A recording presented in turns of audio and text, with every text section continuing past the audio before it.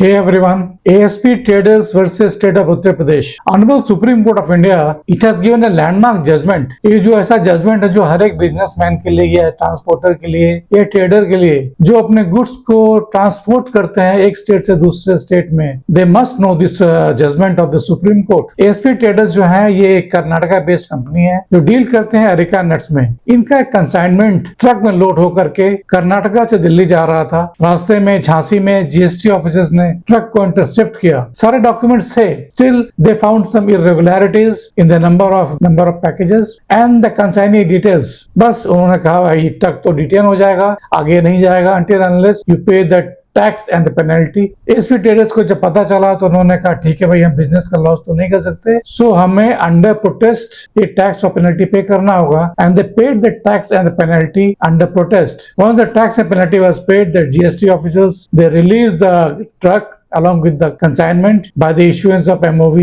05. However, no order was passed under section 129 subsection 3. मतलब कोई MOV 09 जो फाइनल ऑर्डर होता है वो पास नहीं किया गया था. ASP Traders ने जो कि अंडर प्रोटेस्ट फाइल पे किया था tax penalty, so they move the high court, honourable high court of Allahabad. Honourable high court of Allahabad ने उनके इस केस को रिजेक्ट कर दिया, डिसमिस कर दिया. उन्होंने कहा कि एज पर सेक्शन 129 सबसेक्शन 5 एक डीमिंग फिक्शन है जो कहता है once the tax and penalties are paid all the proceedings in the case are deemed to be over. तो इस केस में जो कि टैक्स और पेनल्टी पे कर दिया गया था, even if it was paid under protest, the entire proceedings are deemed to be closed and hence they rejected, they dismissed the suit filed by the ASP Traders. Allahabad high court के इस order से aggrieved होकर के ASP Traders ने supreme court का दरवाजा खटखटाया. Supreme court के सामने 3 पॉइंट्स है जो कि कंसिडर करने थे. पहला पॉइंट ये था कि जो टैक्स और पेनल्टी पे कर दिया गया अंडर सेक्शन 129 सबसेक्शन 3 क्या वो सफिशिएंट है केस को क्लोज करने के लिए.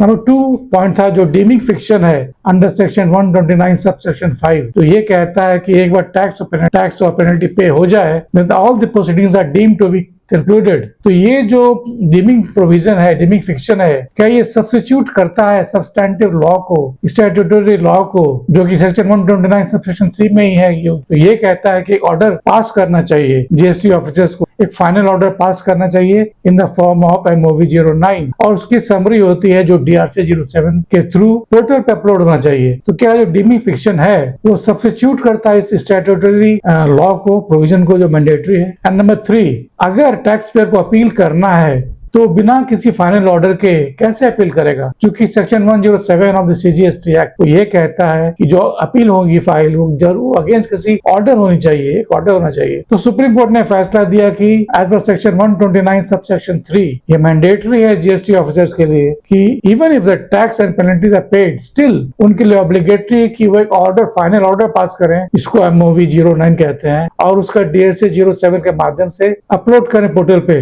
जो कि क्लियर कट मैंडेट है रूल 142 सबसेक्शन 5 में ऑफ द CGST रूल्स 2017. दूसरा, सुप्रीम कोर्ट ने ये कहा कि अपील फाइल करना ये एक नेचुरल राइट है, सब्सटेंटिव राइट है टैक्स पेयर का, और ये चूंकि ऑर्डर पास नहीं हुआ था MOV 09 तो अब वो टैक्स पेयर अपील नहीं कर सकता. तो it's also a violation of PNJ, principle of natural justice. ये रूल 142 सबसेक्शन 5 को तो ये वायलेट करता ही है. It also violets the principle of natural justice. इसलिए सुप्रीम कोर्ट ने टैक्स पेयर के हक में फैसला दिया और GST डिपार्टमेंट को ये हिदायत दी कि आप 1 महीने के अंदर एक प्रॉपर वेल रीजन्ड ऑर्डर पास करें ताकि टैक्स पेयर को मौका मिले अपील करने का. अगर आपको ये वीडियो पसंद आए प्लीज लाइक करें, शेयर करें अपने कलीग्स के साथ, फ्रेंड्स के साथ, so that they can also get the benefit of this particular judgement. अगर अभी तक आपने चैनल को सब्सक्राइब नहीं किया है then please do so and hit the bell icon. Thanks for watching, stay tuned.